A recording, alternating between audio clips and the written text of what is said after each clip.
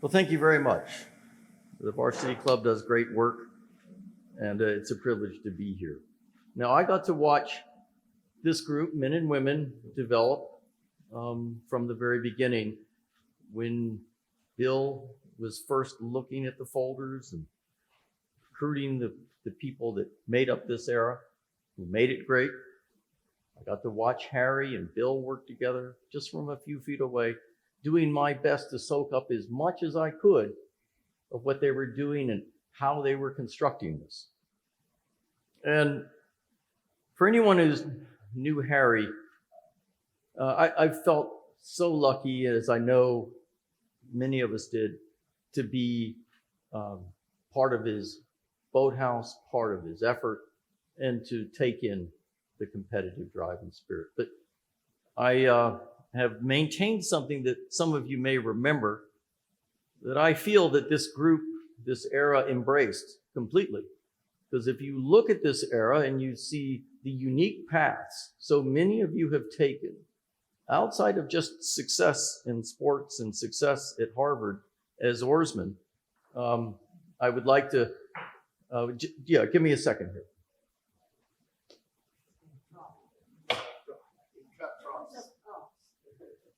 So, Harry posted this sign in your era, and it said, "Stay off the beaten path."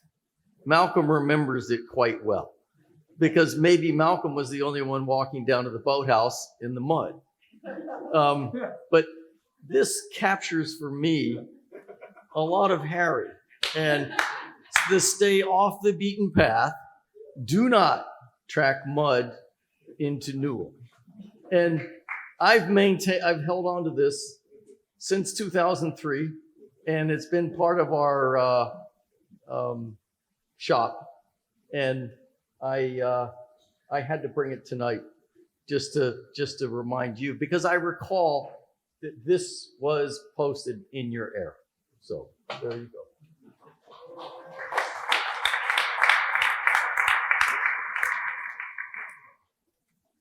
You know, there's no question that when you served with Harry, or you worked with him, or you were a colleague or an office mate, that you recognized how much he loved rowing.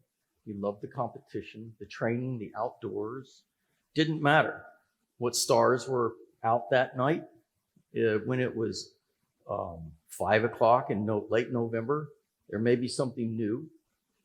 He absolutely embraced whatever he was doing. He loved his oarsmen and cared for you. And when you won, he loved you even a little bit more. And there's no one that I know who loved winning as much as Harry, and that these were some great, great years. And he would recount for me how confident he felt when the boats were moving and a boat, another crew, was running level. He knew that with time they would start to move. They would move away. They were very, very strong and superb. So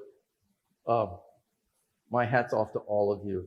It was great to be an observer and to watch, to share the office with Bill and to share the office with Harry at the time. Great teams have to be assembled. And, my friend Bill Manning did a remarkable job. And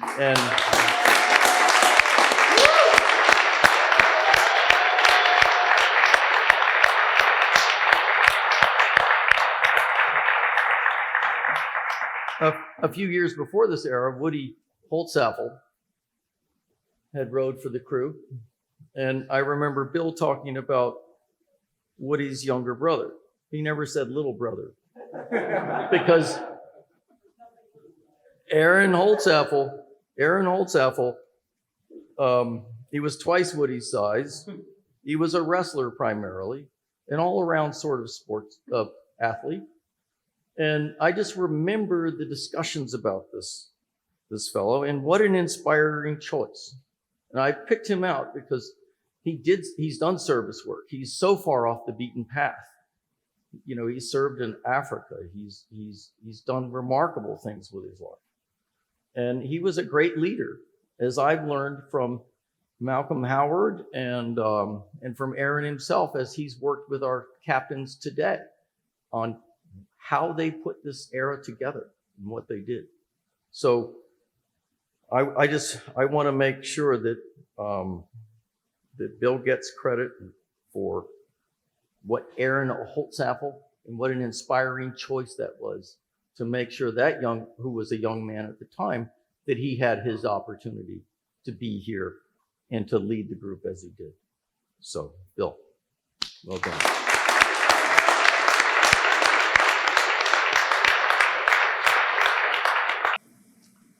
So 2003 was a remarkable year.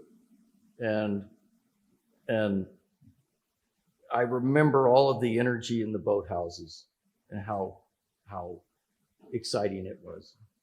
And when it was all said and done, Harry's boats had won, Liz's boats had won. I was like in a parking lot or something, tying a boat down. And this little guy emerged, the sort of the skateboarder type with a little wispy mustache and beard. And he says, "Dude, are you like from Harvard?" And I said, "Yep." And he says, Harvard winning the men and women, that's like the moon catching on fire. So, and I remember this notion of the moon catching on fire, and it's been vivid ever since, because who would ever thought of the moon catching on fire? But Liz and Harry and Bill and all the coaches, everyone involved had really done it. So I applaud you and want to offer my congratulations. Okay.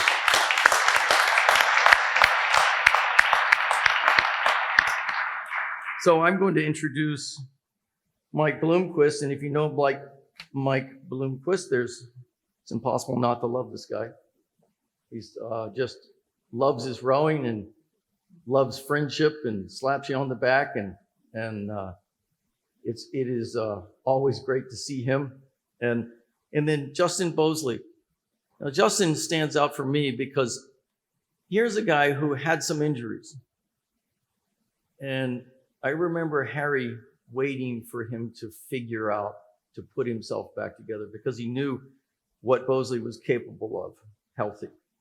And boy, did Justin do it. And I remember Justin producing a 20 or 30 page document on how he managed to make how to repair his ribs and to put himself back together. And I'd actually like a copy of it at some point. But I want to ask Justin and Mike Bloomquist to come up, please.